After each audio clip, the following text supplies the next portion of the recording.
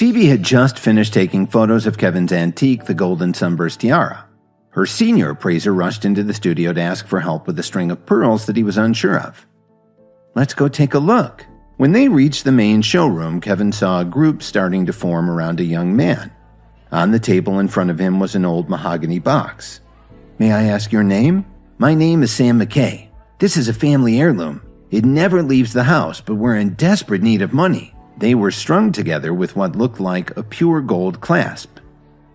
"Pure gold South Sea pearls? How much do you want to sell them for?" $50,000. Since you're the owner of this establishment, you also know that they're worth far more than that. While everyone was discussing the find, another young man walked in. "My name is Charles Grant." "Are those actually golden pearls? How much are you selling them for?" $50,000. "Okay, I'll take them." "Well, lady, you missed your chance." "Mr. McKay, I'll take them. I'll tell you what, I'll give you $75,000 for them." "I'm sorry, Mr. Grant, but they're right. I can't go against my principles. I'm selling them to the young lady." "Then you're the biggest fool in the world." "Ma'am, it's your lucky day. These pearls are worth at least $100,000. Just as Mr. Landau was about to ask the man for his information to prepare the check, Kevin walked up to Phoebe.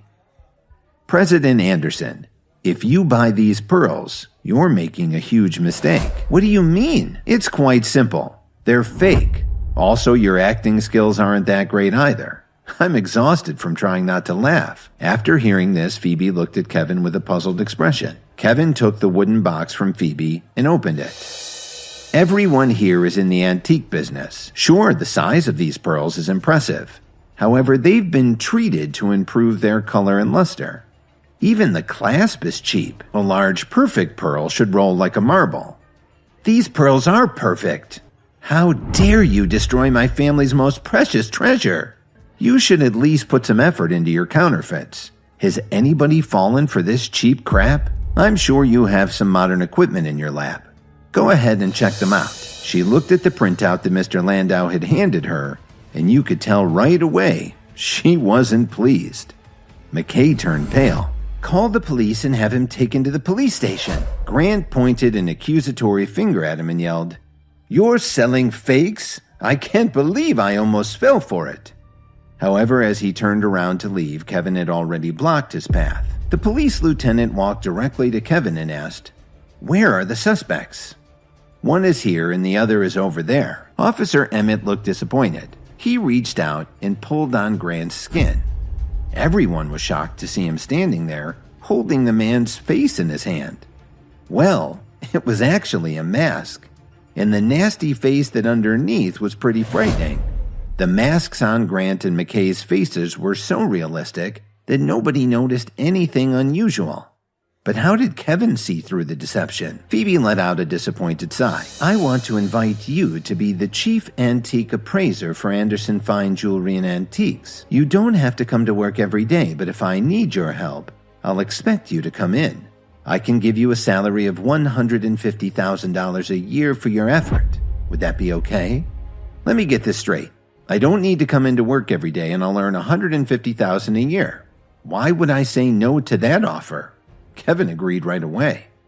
He felt that it was getting late, so he said goodbye to Phoebe and headed back to the office, carrying the tiara in his bag. The next morning, as soon as Kevin arrived at his office, Miss Wilson came in to give him a report on the company's activities. "Mr. Williams, today is the premiere of Britney Davis's show, the one that the Jones family took the lead on.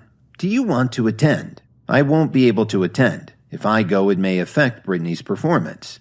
If you can set up the live feed, I'll just watch it here at my desk." He was well aware that Britney's deal had been set up by the Jones family. Moreover, Lily was personally responsible for it. If he appeared in front of his wife, his true identity would certainly be exposed. Then, when Britney was halfway through her song, there was a problem with her microphone.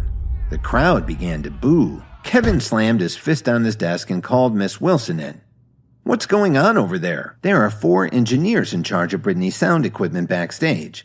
Unfortunately, they've all made a mess of the production. Please call them to my office." A little over a half an hour later, the 4 staff members who had screwed up Britney's show entered the CEO's office and saw Mitchell Cook sitting in Kevin's office chair smoking a cigar. There were several men in black suits and sunglasses on either side of him. Everyone knew about Cook's reputation throughout Chicago.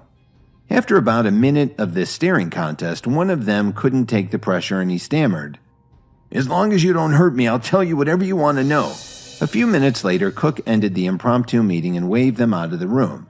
Then Cook stood up and smiled, saying, "Kevin, everything is clear to me now." After Cook left, Kevin's phone rang. Dorothy's voice blared in Kevin's earpiece. "Do you have any idea what just happened? Hurry up and meet us at the Jones mansion."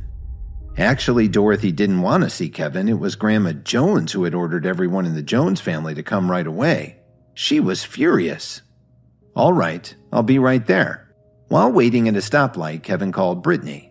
When Kevin hung up the phone, he'd just arrived at the Jones mansion. Suddenly, Jason stood up and pointed at Lily. He sneered and said, "Lily, it wasn't easy for our family to set up the deal with Williams Media.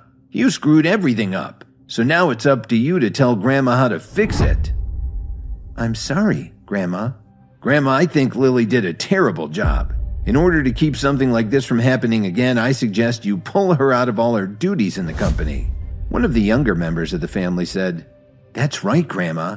What Jason said makes sense." Grandma Jones looked around the room and then looked at Lily. She coldly said, "Then it's agreed.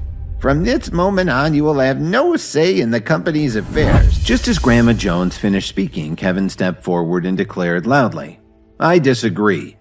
Kevin, you really have some nerve. Take a look around. None of us want to hear what you have to say." "I just want Grandma to investigate this matter further. Why would that bother you? Does this have something to do with you?" Jason looked at Kevin awkwardly. Just as he was about to attack Kevin physically, he remembered what had happened at Grandma Jones's birthday party and he lost his nerve. Just as the Joneses were about to leave, they heard a charming voice from the mansion's foyer. "May I ask if Grandma Jones is here?" Grandma Jones recognized Britney at a glance and her face fell. "Why, Britney, please don't be angry. The problems at the show were all our fault and it will cost us dearly. Rest assured that I've already taught Lily a lesson. She's been pulled from all our company projects." When Britney heard this, she turned to look at Lily. Lily could barely make eye contact. "Please don't blame yourself, Lily. I've already looked into this and it isn't your fault at all." Everyone was stunned to hear this. Britney turned and shouted towards the door. "You guys can come in now. Tell Grandma Jones everything that happened." They all saw the 4 Williams Media sound engineers walk in slowly, looking incredibly guilty.